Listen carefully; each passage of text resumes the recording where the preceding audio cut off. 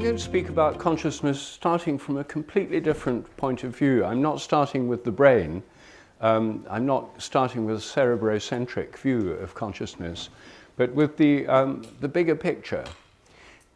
It's been taken for granted by almost every civilization and traditional society that there are many forms of consciousness in the universe, not just ours and not just those of animals, other animals. So it's been often assumed that the entire universe is conscious.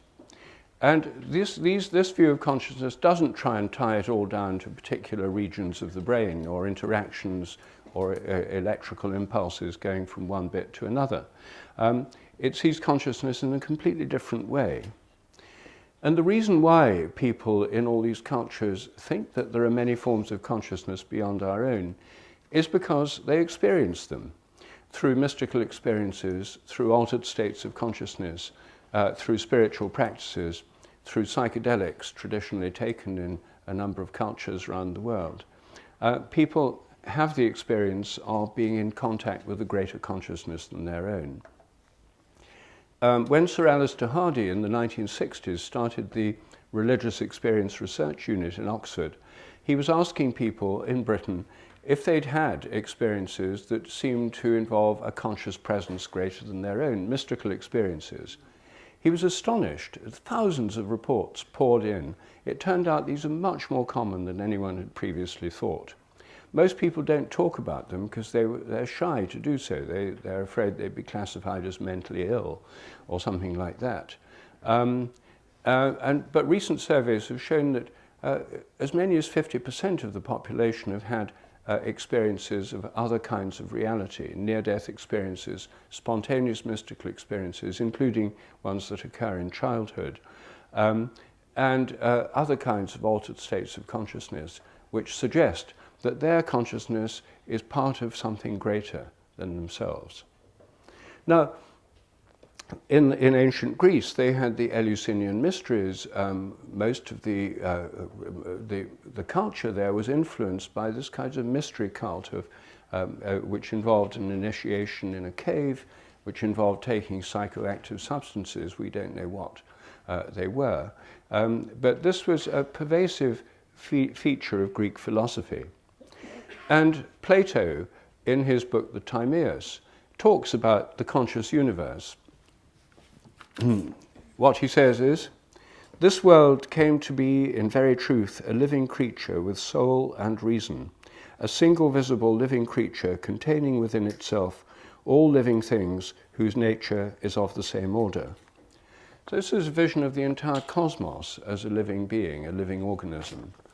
And this kind of view was inherited by medieval philosophers in Europe, in the universities and in the cathedral schools. They were also influenced very much by the philosophy of Aristotle, who thought that all living beings have souls.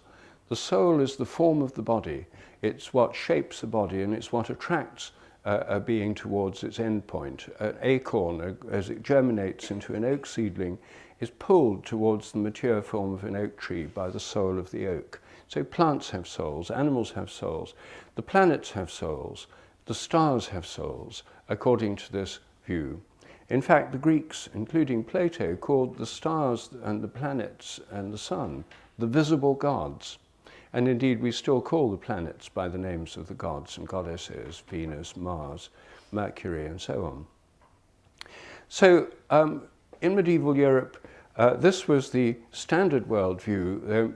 Theologians like St. Thomas Aquinas integrated this Greek view, particularly Aristotle's view, with Christian theology to produce a view, an animistic view of nature. Nature is alive, the earth is alive, the planets and the stars are alive, they're conscious beings, the whole universe is a conscious being, animals and plants have souls, and the human rational mind is embedded in a level of the human soul which relates us to plants, with shaping our body. The vegetative soul shapes our bodies and underlies regeneration and wound healing.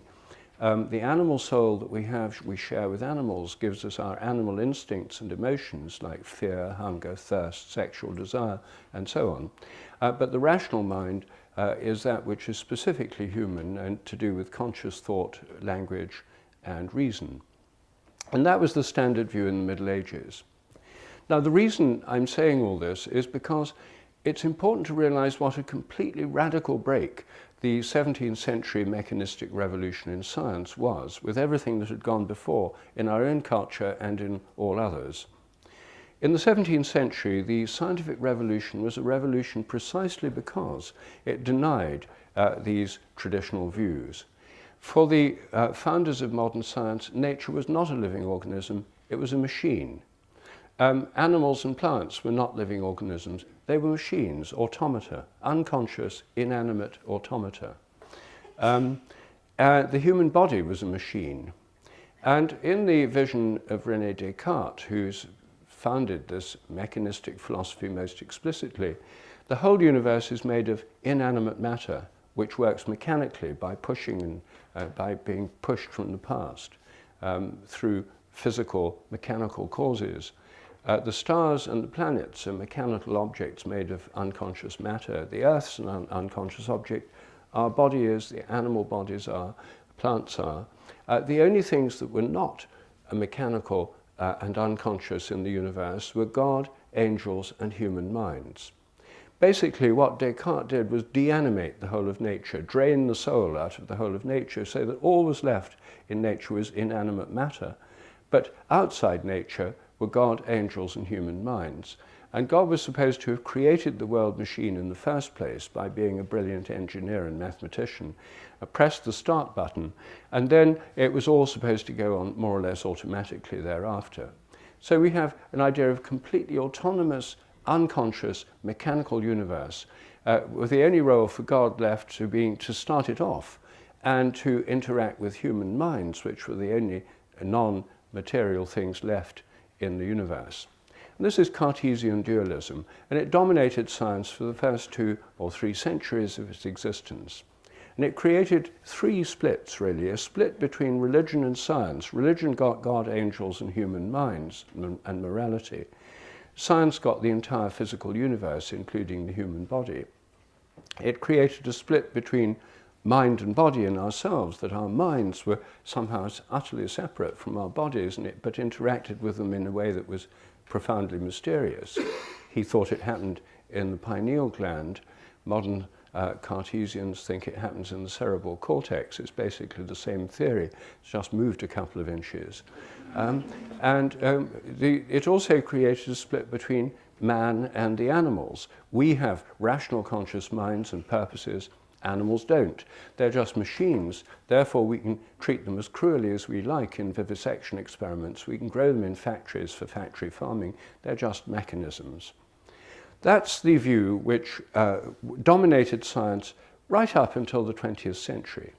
But there was another movement within science in the 19th century, science and philosophy, where people tried to go beyond this dualistic view. A lot of people felt to have 2 completely different kinds of thing doesn't make sense. There should be just one reality. So one school of thought, the idealists, said the one reality is consciousness. Everything is ultimately conscious. The consciousness underlies everything. Matter is kind of done mind. This is the school of idealism in philosophy. Idealism here means the primacy of consciousness. It doesn't mean being idealistic about helping others or making the world a better place. It means the focus on consciousness as the primary, indeed only reality. That school of thought is undergoing a resurgence today. The best known exponent of it is Bernardo Kastrup, a philosopher of mind. But the other school of thought in the 19th century that finally became dominant and became the dominant philosophy of science was materialism. And the materialists said there's no such thing as this realm of immaterial spirit. It doesn't do anything. You can't measure it. You can't weigh it. You can't see it. Therefore, it doesn't exist. God and angels don't exist. They're just figments of the imagination. So at one stroke, God and angels disappear from this mechanical universe. And all that's left is human consciousness. The only thing left out of this Cartesian dualism. Then you have the problem for materialists that they haven't been able to get rid of human consciousness. They've got rid of God and angels, but this human consciousness annoyingly persists. And this is where materialist philosophers have such a terrible job trying to explain it away. As Anil Seth said, Daniel Dennett's book, Consciousness Explained, is really an attempt to explain consciousness away as a kind of illusion. The problem is that by saying consciousness is an illusion doesn't explain it, because illusion is itself a mode of consciousness. And for those who say consciousness is merely an epiphenomenon, it doesn't really do anything, and consciousness has no activity. We may experience it, but it doesn't do anything. It's like a shadow of the activity of the nervous system, has no agency, can't interfere with physical causality. We have no free will. This is standard materialist stuff. But the trouble is that it's a hard problem, because all attempts to explain it away in the end run into intolerable problems. John Searle, the philosopher of mind, described the debate within the philosophy of mind over the last 50 years as follows. A philosopher advances a materialist theory of the mind. He then encounters difficulties. Criticisms usually take a more or less technical form, but in fact, underlying the technical objections is a much deeper objection. The theory in question has left out some essential feature of the mind.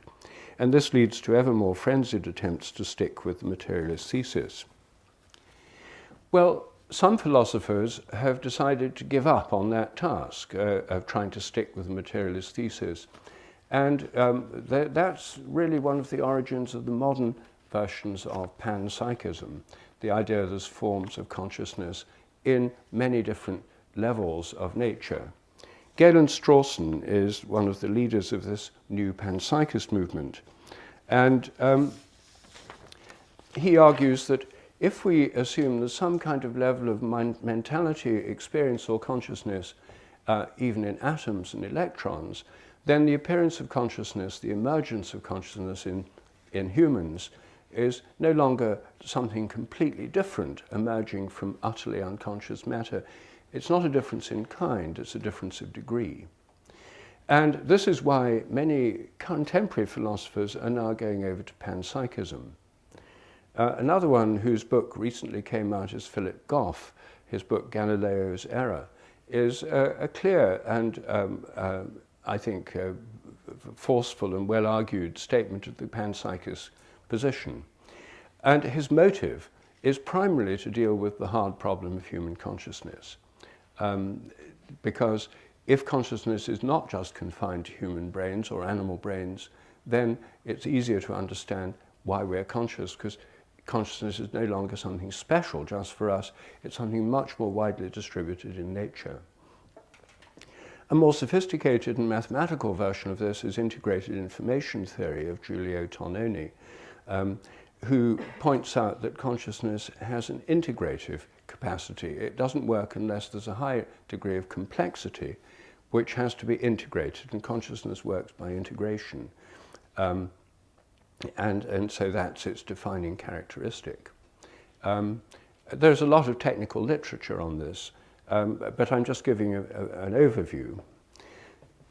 Now, as soon as we start discussing panpsychism, we realize this is not a new philosophy at all. As I've already mentioned, this was more or less what practically everyone in ancient Greece thought, and also what in animistic forms is found in practically all traditional cultures everywhere in the world. But in European philosophy in the 17th century, in response to Descartes, there was already a kind of panpsychist reaction.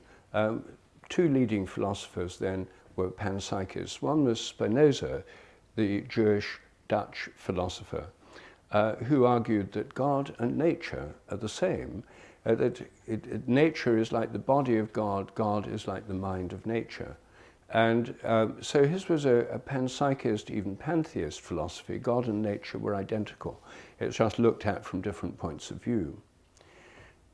Another and very interesting 17th century philosopher was Leibniz, a German philosopher, who argued that the whole universe was made up of monads, self-organizing units, and each self-organizing unit, including atoms, mirrored the universe consciously from its own point of view. So the universe was full of all sorts of individual beings with minds that each mirrored it from their own point of view, and each one mirrored it differently because every monad was in a different place.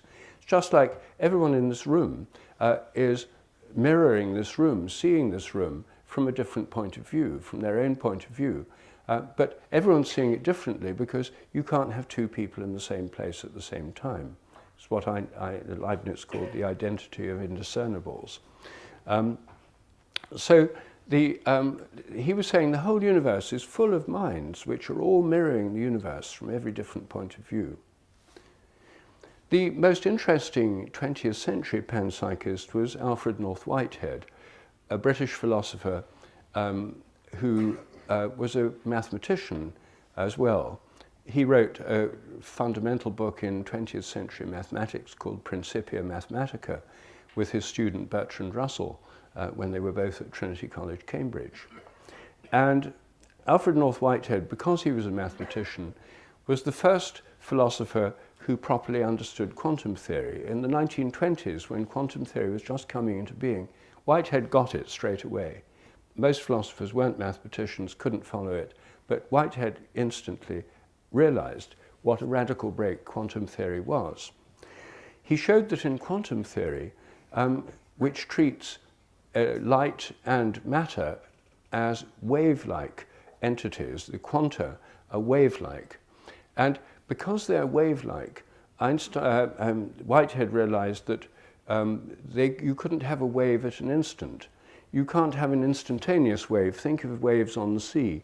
You can't take an instantaneous slice of a wave and say, here's a wave at an instant. A wave takes time to wave in, and it takes space to wave in. So it's spread out in time and space. So you can't define it in a particular time or place. And that's the fundamental reason for the so-called uncertainty principle in quantum mechanics, that fundamental particles are wave-like. Everything, in fact, is wave-like. Atoms are wave patterns. The nucleus is a pattern of waves too, and the electrons in their different orbitals are resonant waves of activity. So what Whitehead showed is that matter is not stuff. 19th century physics had treated matter as stuff, like little billiard balls. The atoms were like tiny billiard balls, hard, impenetrable stuff that just persisted. He showed that actually what modern quantum physics has shown is that matter is a process. And it's a process because it's a wave. Everything is wave-like, even the smallest particles, even the smallest subatomic particles that you find in the Large Hadron Collider are wave-like. And if it's a wave and if it's a process, then it takes place in time. And if it takes place in time, it has a polarity in time, a past and a future pole. And what Whitehead argued was that this completely transforms our view of the nature of matter. His most original idea about this, I think, the one I find most exciting and interesting, is that it gives us a way of thinking of the relation of mind and body in terms of time rather than space. We're used to the idea that the mind is the inside, the body is the outside, there's the external world, the inner world. We use these metaphors all the time. They're spatial metaphors, my inner life, the inner world, inner consciousness. And indeed, from a materialist point of view, the brain literally is inner. You know, your thoughts are supposed to be nothing but the activity of your brain. They're inside your head, they're inside, and the external world's outside, and the body's outside the brain, most of it. That we're used to that spatial metaphor. It comes into ordinary language as well. We're less used to the time version that Whitehead was putting forward. And what he was suggesting is that the mental pole, the pole of the mind, is the future pole. The physical pole, the body pole, is the past pole. He pointed out that even in quantum theory, when you're working out the equations of quantum theory, the Schrödinger wave equation, for example, is the equation that enables you to predict all the possible things that an electron or other particle could do. You fire off an electron from a cathode ray tube, in a cathode ray tube, And the Schrödinger wave equation describes all the possible things it could do. Now, these are possibilities, they're not physical facts. They're part of physics, but they're not physical. They coexist as possibilities, but as soon as the electron interacts with something, a measuring apparatus or with another atom, then all these possibilities collapse down until you've got one measurable fact, which is now a physical fact. It's now the body, as it were. The body of that electron has a definite place. You can measure it in a particular place. And it's sometimes called the collapse of the wave function. Well, what Whitehead showed really was that this is a general principle about the way the minds work. Our own minds are arenas of possibility, our own conscious minds. Our consciousness is an arena where we hold together a range of possibilities. If we don't have many possibilities, we don't need to be conscious of it. And most of our habits don't involve considering possibilities. We just do it the same way we've done it before. Habits are generally unconscious. They're mental, but they're unconscious. Conscious minds are concerned with possibilities and choosing among them. So, for example, all of us chose to come here today. We could have done all sorts of other things this afternoon, but we chose to come here. And among the many possibilities, we chose this one, and we made it happen. It's realized it's now a physical fact. We can be measured, photographed, weighed in this room. It's a physical fact we're here. And our mind's now open to new possibilities. So it's a constant interplay of possibility becoming physical, but as soon as it's physical, it's in the past, and then new possibilities open in the future. So this is Whitehead's conception of how minds work, and it gives us a way of thinking of consciousness as something that deals with possibility. It's a way of, I find a very helpful way of thinking about the nature of consciousness. And since possibilities aren't physical, they're virtual. They're virtual futures among which we choose. It helps us to understand that consciousness is part of nature, but it's not something you can physically measure, any more than you can measure all the possibilities that an electron has. You can only measure the physical facts when the wave function collapses, and you can say, well, the Schrödinger wave equation just gives us the probability distribution of what might happen, not what will happen. So Whitehead was also a very important part of the birth of the holistic or organismic philosophy of nature.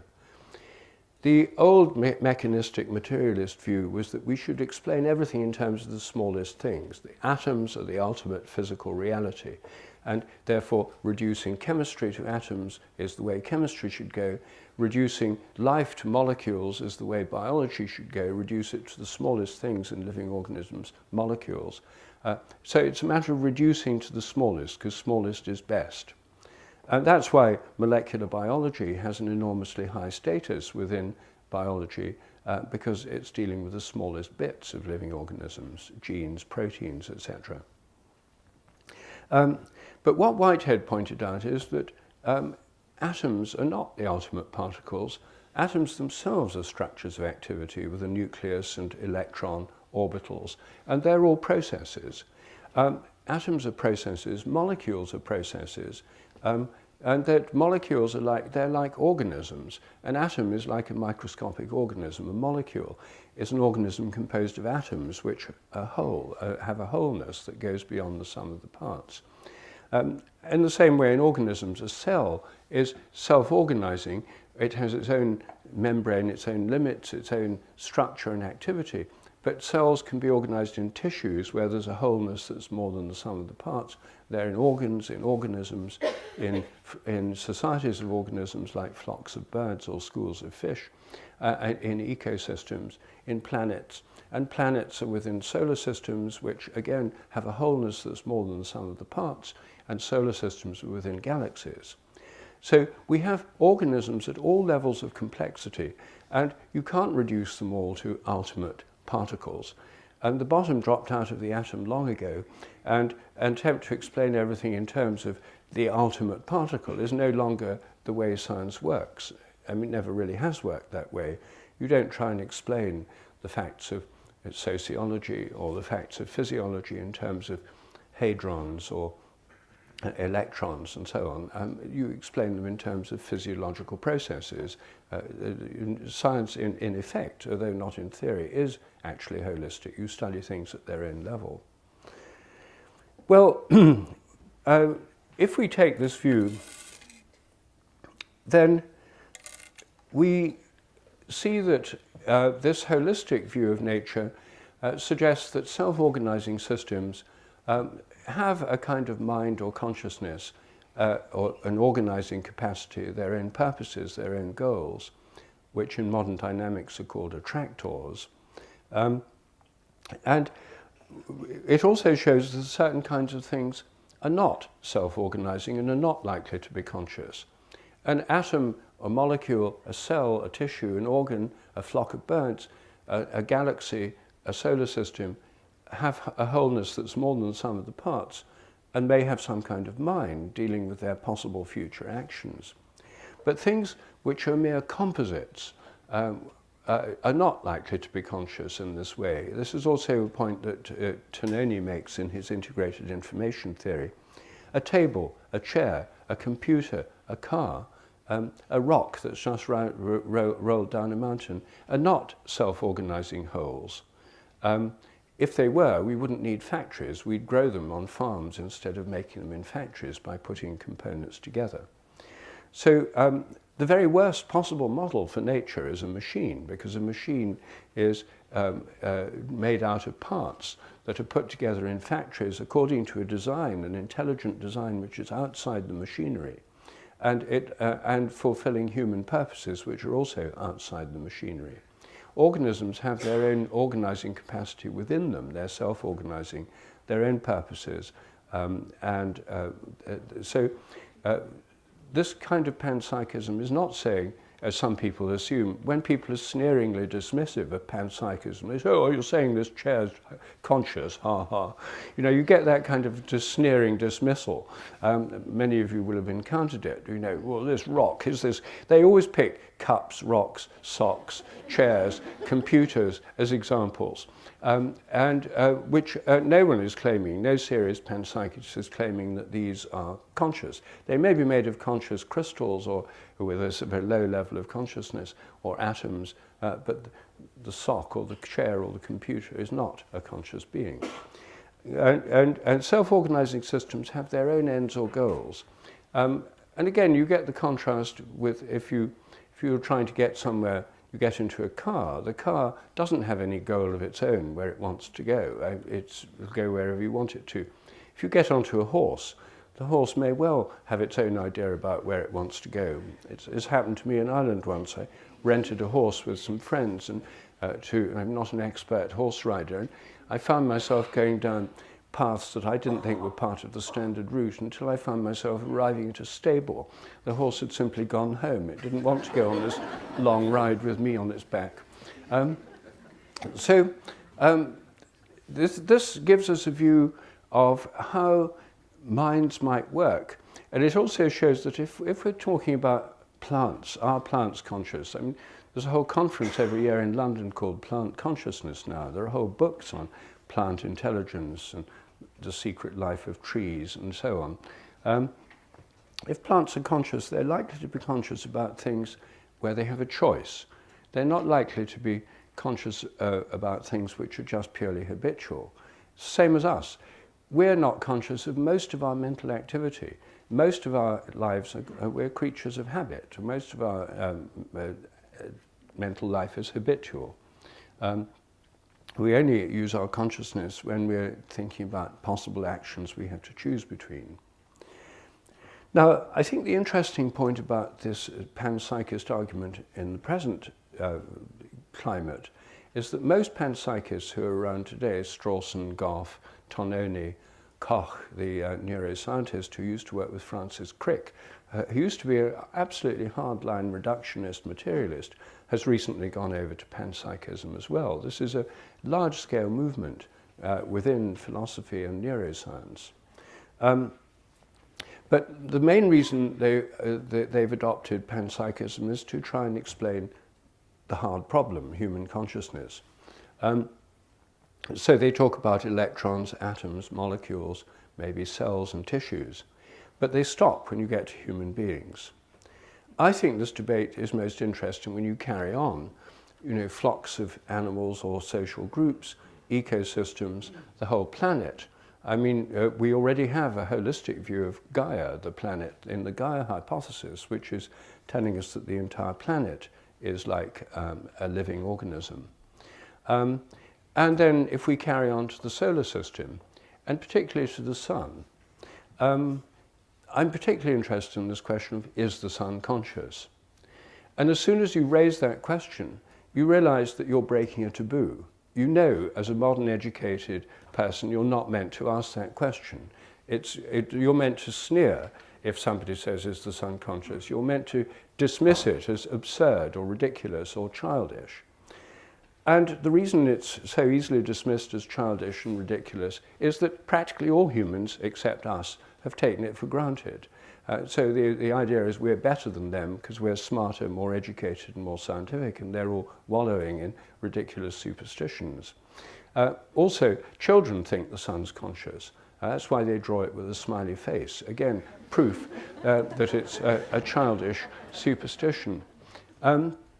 Well, in most cultures, people think the sun is conscious and usually think of it as a god or a goddess. The Greeks thought of the sun as a god, Apollo, the Romans as a god, Sol.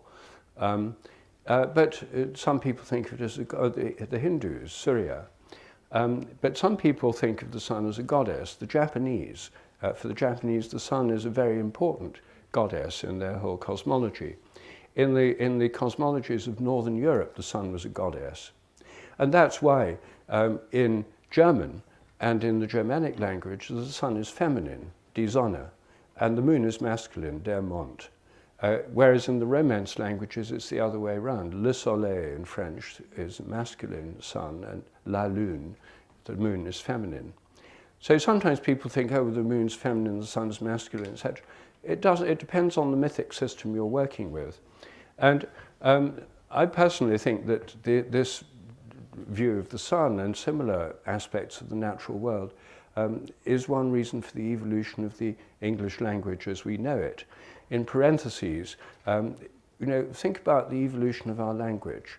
The people living in England at the time of the Norman conquest were speaking Germanic languages, Anglo-Saxon and other Germanic languages, in which the sun is feminine. The Norman invaders spoke French, and the court language in England for several centuries was French. And the English language as we know it is a kind of hybrid of French and German, or French type and German type languages. And what did our ancestors do when they were trying to deal with the gender of the sun? One lot say it's feminine, the other lot say it's masculine. The moon, again, the opposite way round. How do you deal with that? Well, what they did do was expanded the neuter gender, which in Germanic languages, there's masculine, feminine, and neuter, expanded neuter to include practically everything except people and ships. And so we neutralized the entire world in English. I think that these conflicting mythologies and genders are actually probably one of the main reasons why that happened. But that's an aside. My point here is that traditional cultures have thought of the sun as alive and conscious. And they actually, in India, I lived in India for 7 years, and in India,